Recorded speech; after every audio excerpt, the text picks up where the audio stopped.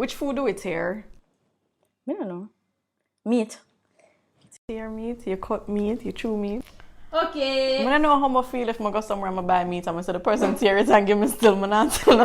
You tear with your mouth. That's what your that's what your canines are for. To tear meat. That them say.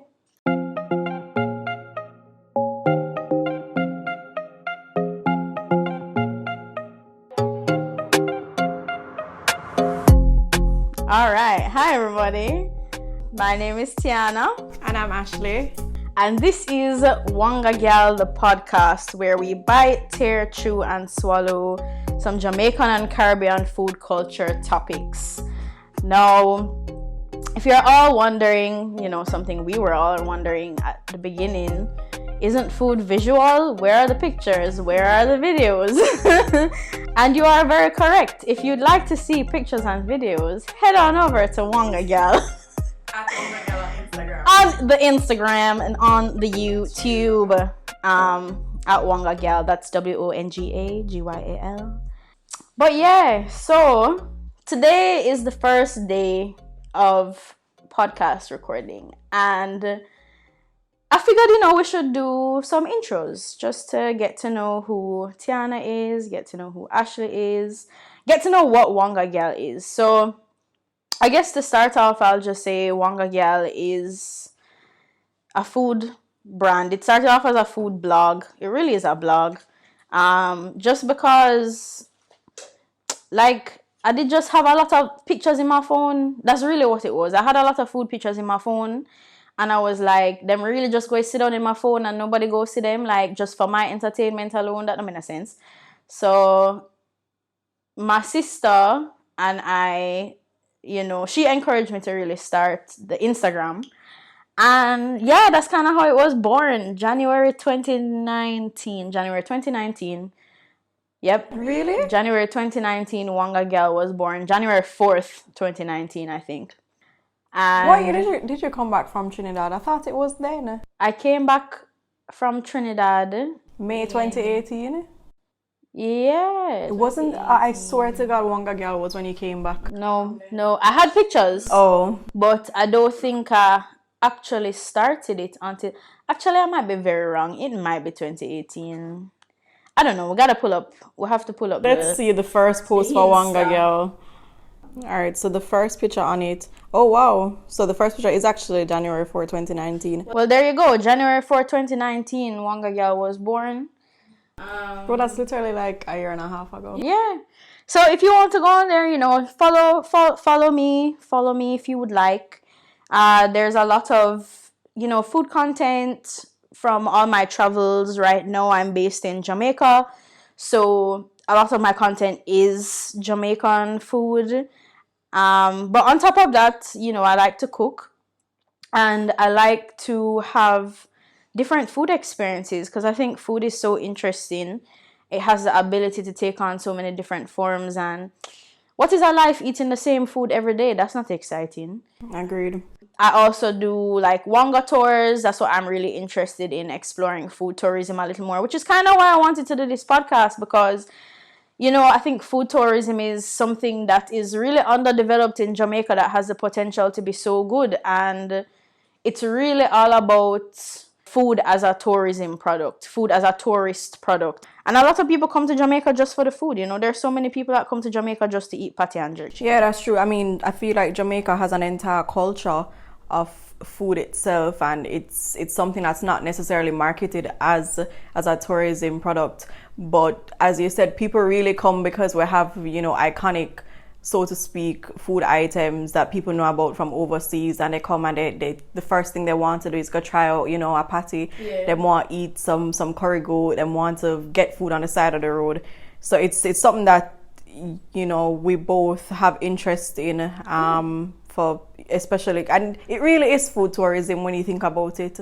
It's been a ride. It's been a ride, and coronavirus has kind of halted a lot of things because the first food tour, Wonga tour, I called it, was in February. It was the 29th of February. February 2020, and I really my grand plan was to have like 3 more before the end of the year, and coronavirus really just come shake that right. Yeah, we really were halted because remember we were saying that we would have done another one by June. Yeah, that was my plan. That was my plan to do the other one by June. So first one got did bad still. Guys, we had a very good time. Guys, it was so good. As I said, follow WongaGyal on Instagram so you guys can keep up with when the next Wonga tour is. And actually, there is a recap of the first Wonga tour, which was Wonga Tour Kingston. So we basically went on a culinary food tour through Kingston. There's a recap on the WongaGyal YouTube. So go check that out if you're interested a little more to see what we kind of did, you know. All right, so let's do like a little hot seat thing, you know. So you guys can get to know us. Yeah. So probably like 5 questions because this is not no long talking. First question. Coffee or tea? Tea. Why tea? Well, for one, I'm kind of allergic to caffeine. I really should not be consuming it. Really? I never even know that. Yeah, coffee just... I feel like coffee just not as diverse as tea as well. For me, it's either you're going to add things to coffee, but it's always a base, just coffee, you know, because you have people put cinnamon in there, and then you have the occasional pumpkin spice coffee, which I enjoy, but I just feel like with tea, you can have it hot or cold. Yeah, you can have coffee cola as well, but it's really and truly not the same experience as tea. You have tea for different purposes, when you're sick, when you don't have no energy, when you're anxious. Yeah. But personally, and also tea is like a staple in my life. Like if I wake up in the morning, the first thing I drink is tea, and I can't start my day until I drink tea. Jano. I feel like whenever I get asked that question, my answer is always tea, because if you know me, I do not like coffee. Like, I'm not a coffee drinker at all. I've never been. I remember before I went to college, my mother used to tell me, like, wait until you get to university, you're going addicted to the coffee. And I did not falter. I never drank a single cup of coffee my entire life. Not at all. The only time I remember drinking coffee was when I used to work my summer job, my first real corporate summer job, right after sixth form. And I used to have a little Nescafe machine on the floor where I was working in the office. And so I used to get like French vanilla in the mornings. I'm glad you brought up the French vanilla thing, because a lot of people don't even consider the coffee from the Nescafe machines coffee. And that's the thing. I think I realized like the reason I like French vanilla was because it don't even taste like coffee, because it's just bare milk and sugar. And I was like, this is not good. Like, I'm literally drinking milk and syrup right now. And so I figured I can count maybe on one hand how many cups of that French vanilla coffee I had. And I just decided, you know, coffee is just not for me. I'm just not going to do it. I don't even really like coffee flavored things that much. I mean, I'll tolerate them, but is not something that I'm gonna lean towards. But you know, just like how I say I can't start my day without tea, I don't feel as if it's like an addiction thing, but I know people who, if they don't have a cup of coffee, their entire day is thrown off to the point where because my mother will get sick, get like serious headache if she don't drink a cup of coffee in the morning. I definitely had friends in college that were like that, like had to get, like I had a friend who had I want to say maybe like a 20-ounce cup that she had just for iced coffee, and she had to have one when we were on our way to math class. She was drinking one. Math class was at like 9:30 in the morning, and immediately as class was over, we would go have lunch, and she would go and refill the entire thing to have with lunch. So she had to have like 2 20-ounce cups of coffee. This is all before like 11 a.m. and like just that behavior. But I mean, I'm not even anybody to say, because I have my own addictions. Yes, I know. That are very unhealthy and very based in caffeine and sugar. So I'm not trying to be holier than thou at all. But the coffee thing is, I didn't drink enough coffee in my time, or consecutively enough to actually get the benefit from it. But I've had nights where I know I have to stay up late, and I say, you know what, let me go drink a cup of coffee and see if it helps. And it doesn't. And I don't know if I have some resistance, and I don't like very sweet things, so I don't make my coffee with a lot of milk or sugar. Yeah. It's closer to black than it, but not totally. But I've never gotten the buzz that coffee allegedly is supposed to give, or make you stay up late or make you be active all day. Yeah. Well, I don't know the science behind this, so don't quote me, but I grew up on Pepsi, and I know that Pepsi have coffee in it, so I feel like not many caffeinated things affect me as much. Because maybe I'm sure I must have some resistance. You know, the fact that you'll drink like 2 Red Bull in one day. No, I do not do that. I don't do that. My limit is 1 Red Bull a day. And yeah, my grandmother used to tell me, like, when we're in church, you know, when you're a baby and you're in church, so they used to like lay out a little blanket for me on the floor, and the minute I start ball, just give me a bottle of Pepsi and that hold me for the rest of church. And I was like, wow, I have a problem. Yeah. Innately, clearly. And it was clearly supported by your family giving you Pepsi like that. This is why I am the way I am today. So I go still, everybody have them demons. That's what you call it? All right, next hot seat question.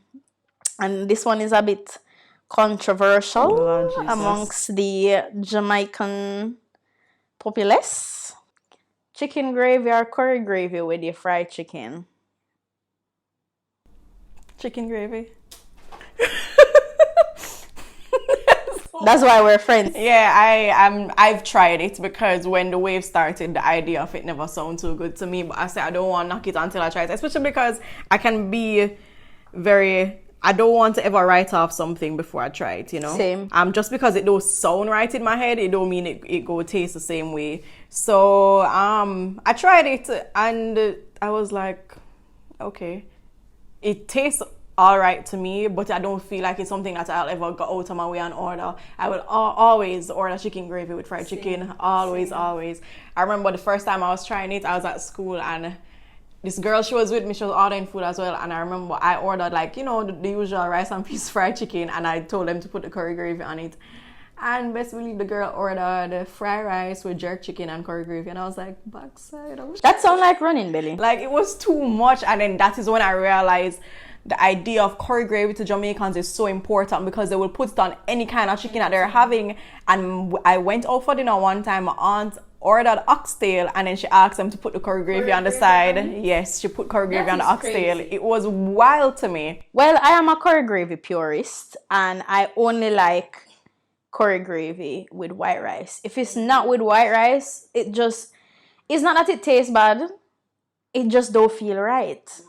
If I having like if I go somewhere and I'm feeling for curry goat and them tell me them only have rice and peas, chances are I'm not going to buy it. Cause like something about the way the white rice sop up the gravy just nice.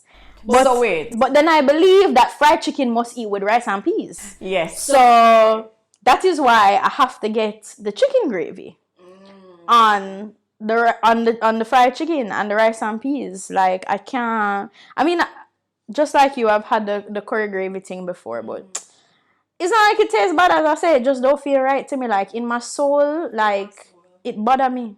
And I mean, I think maybe growing up in country also has a part to play in how I feel towards it too, because just like how you're a curry gravy purist, you believe that is white rice and not rice and peas. Yeah.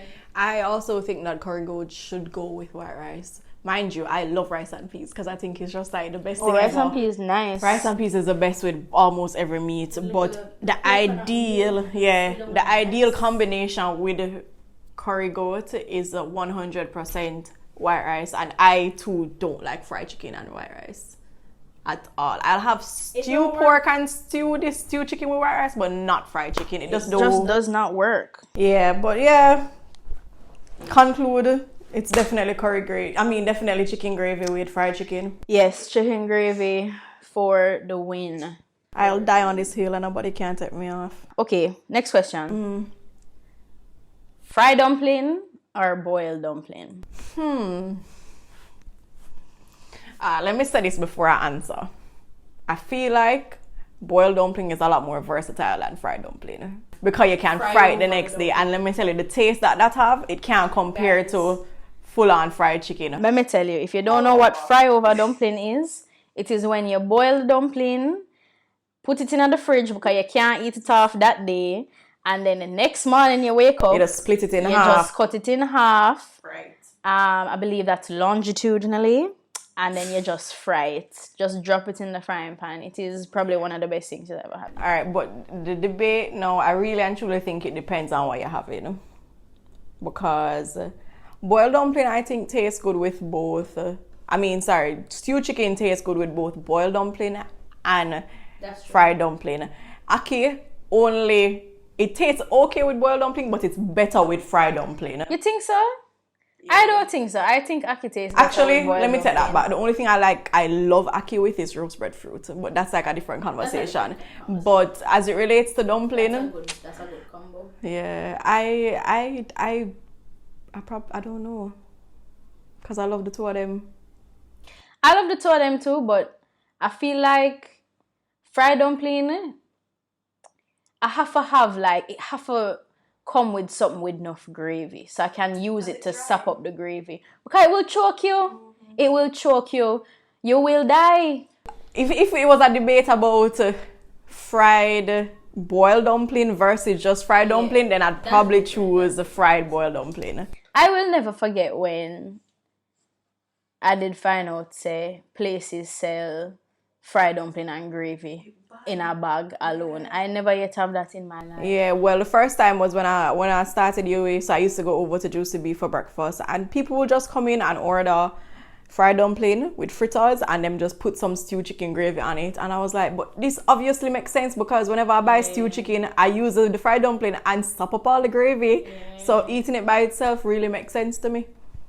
That's true. Honestly, that's goodly while we run so fast. Well, me can't run fast, but I wouldn't be surprised if that's a secret. Just fried dumpling, a diet of fried dumpling and gravy. That's a lot of energy you're converting right there, you know. Look into it. Science people, look into it. We're going to send an email to both and ask him what was that. We could. I think somebody needs to do a study on that, man. And say what he used to eat. I think that would be a breakthrough. Yeah. So, to answer the debate, which one are we going with, fried dumpling or boiled dumpling? I would say that the two hold their weight. I agree. And we should not pin two bads together against each other. Come on. I agree. Dumpling is like women. Don't pin them against each other. I agree. Different women have different things to offer. Yeah. So we have need for every woman. Equal opportunity dumpling eater. That's what we are here on WongaGyal. That's what we're endorsing. Next question. Mm-hmm.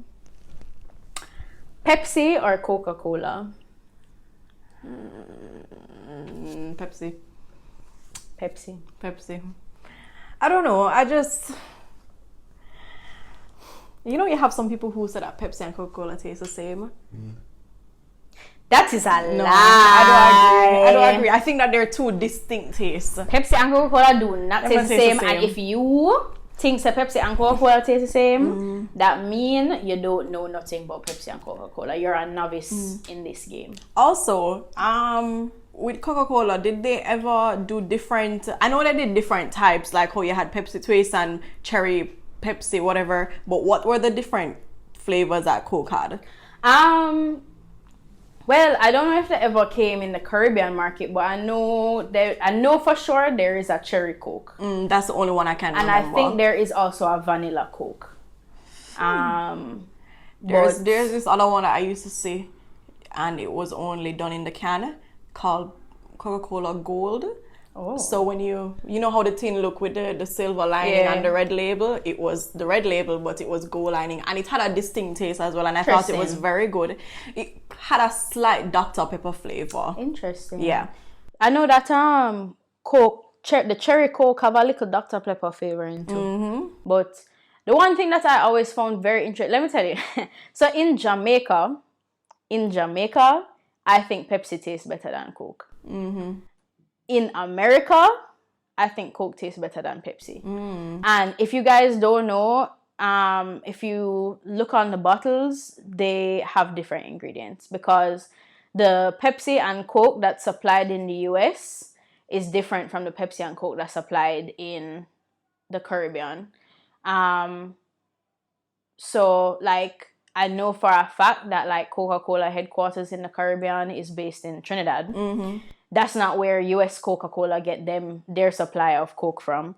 So, and if you look, the sugar content is definitely different. Is it more or less? I don't remember.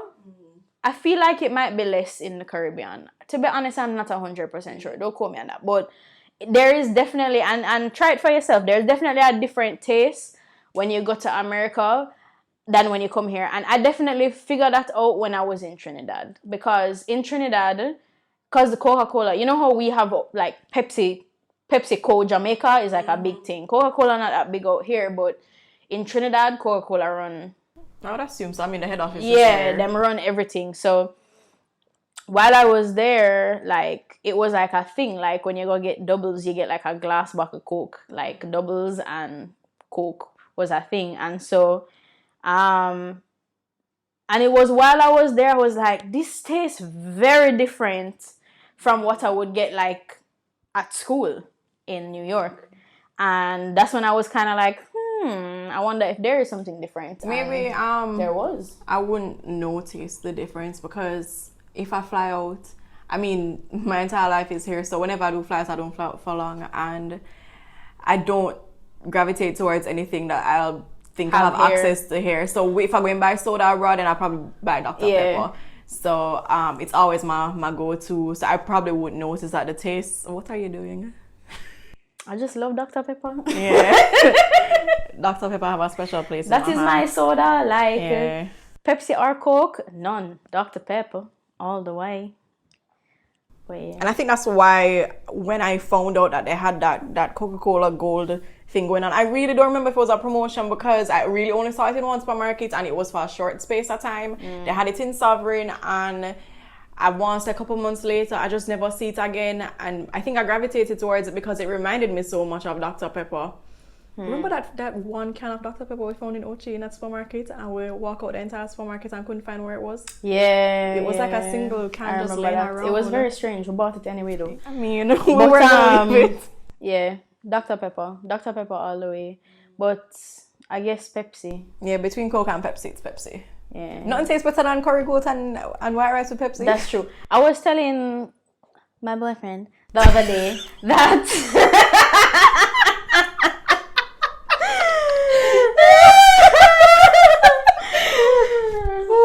I was telling him the other day that some things like you just have to have a Pepsi with, like I agree. Like when you go out to Hellshire and you get like a nice fried fish, you just have to have a Pepsi with and it. you can't have a patty and water. That's not right. You have to have a ting or a Pepsi. And I'm a strong advocate for ting too.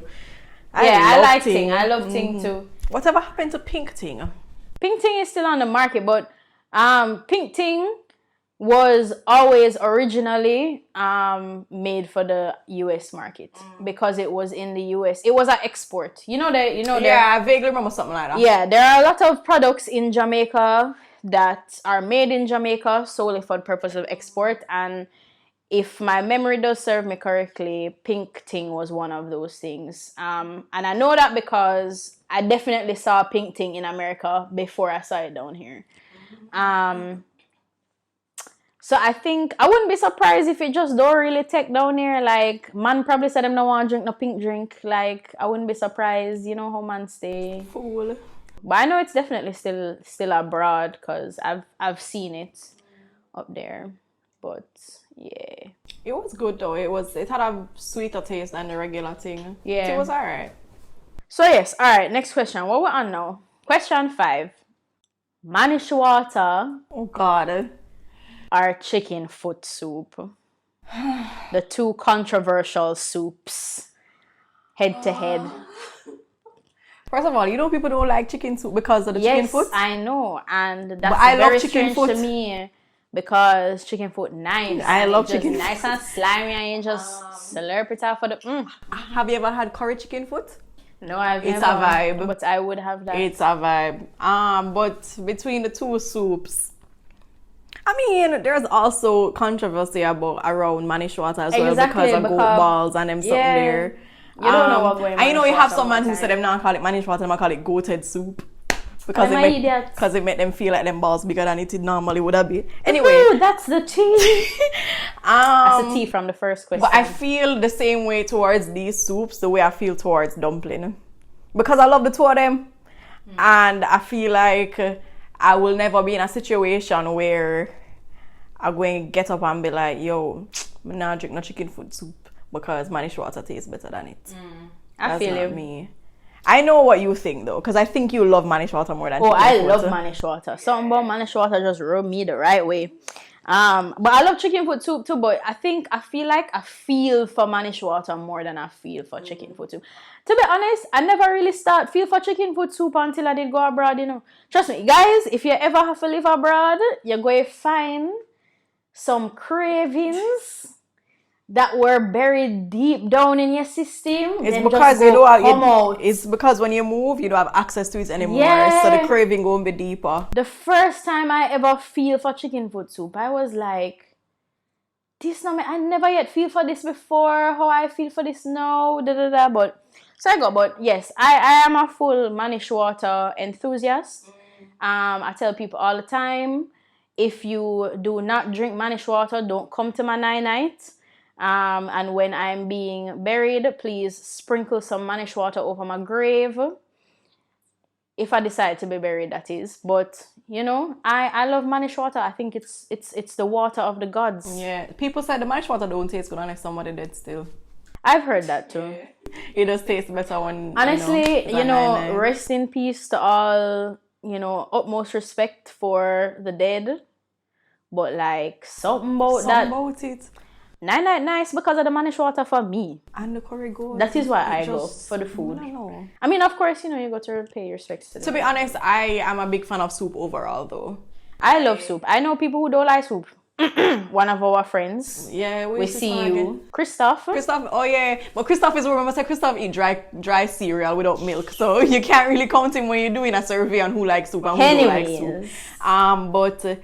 Yeah, because I feel like soup is a mood. Meaning you have different soups for different times. So you have the appetizer soup, and then you have a pumpkin bisque. I love pumpkin bisque. Yeah, you know what was one of the best pumpkin bisque I ever have? At Ball. I will never forget that. I remember it cold, but it never bad. I remember the person I went to ball with never drink off him own. And you drink it? Take that same time. I remember the soup from Ball. It was good. As I said, the only problem I had with it then was that it was cold. But personally, I love pumpkin bisque. And I love a soup and sandwich combo. Oh, me too. Because then you can just dip it in. The grilled cheese with the tomato soup. Yeah. Well, I don't really like tomato soup. Really? My sister likes tomato soup. I think it tastes like I think tomato soup tastes like pasta sauce in a bowl. I don't like it. That's weird. And I don't really like spaghetti sauce either. Like I don't really like marinara and them thing there. Like I will always choose like a Alfredo over a tomato. So getting that in like soup form, I don't love it. Well, to be honest, I consider spaghetti and meatballs to be one of my comfort foods. No, sir. So I love a good marinara sauce. But soup is top tier. All who don't like that for them. I love beef soup. I love pigtail soup. Fish tea is also. I love fish tea. Very nice. I love fish tea. A nice cup of fish tea while you're overlooking the ocean and the sea breeze. I lick your face. That's nice. At night time, that's nice. Salty water. Yeah, that's nice. I like it. But I can't choose. I can't choose either. Well, no, I think I should. If I was choose Manish Water. If I was on my deathbed, I'd definitely choose Manish Water. But that Manish Water we had at my birthday was very nice. Yeah, it was. Chicken foot though. Chicken foot have a nice. I don't know if it's because of Chinese, but chicken foot. I don't know. And also, chicken foot have a different texture than the Manish Water. Manish Water tends to be more watery and thinner, but chicken foot have this nice thick. Yeah. And when you put the Maggi soup mix in it, I'm telling you, that's why soup is so versatile. Yeah. Like you can have it for. It can be a whole meal. It's a whole meal. It can be cold because gazpacho is cold. I know Jamaicans don't really mess with cold soup. Yeah, you remember that soup that we had in New Jersey after we went to Six Flags? Was it cream of potato soup? Did you have any? I don't think I did. I had a bowl, and let me tell you, it was so nice. It was so filling as well. I It really like was cream of so. potato. It was the first time I was having cream of potato soup, and I was not disappointed at all. And it wasn't too, because you know sometimes when they have soup like that, they put a lot of heavy cream in there. Well, that's for the what make it cream consistency. of. Yeah, but I don't like too sweet, and I don't like the heavy cream in there. But that one that I had was perfect. All right, well, I think that is the end of our little intro. Any final words? Guys, eat whatever you want to eat. I agree. Don't make nobody Don't make judge nobody you. shame you into thinking what you're supposed to be having. Because I remember the whole thing with the having conversations, especially about the curry gravy. People were just like, so why you don't have curry gravy when you fry chicken? Nah, fool, I'm having chicken gravy, leave me alone. Yeah, have whatever you want. And also, there are so many variations to Jamaican traditional food too. So some of the things we didn't touch on, like ackee and sawfish versus ackee and corn pork. Yeah. You know, roast breadfruit versus fried breadfruit. Big up to Ching Ching. Yeah, at the end of the day, eat what you want. There's so much to have. There's so many variations. And my suggestion is never write off anything until you try it. I agree. I think, Unless you have an allergy. yeah, that different. That different. Please don't put your life in danger because of food.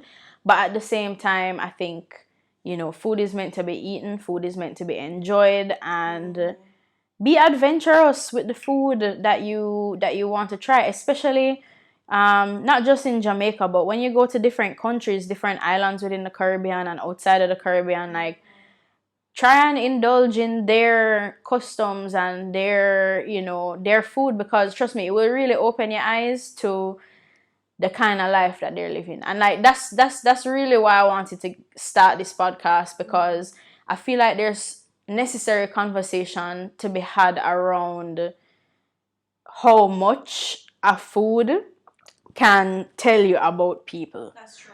How much what you eat, how much what you're interested in eating can really show about the way of life of a certain set of people.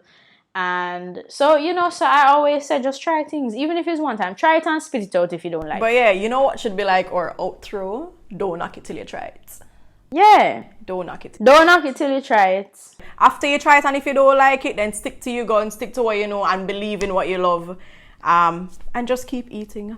Yeah, keep eating, keep enjoying food, guys. Keep those WongaGyals and WongaGuys and WongaGuts happy and healthy and fed.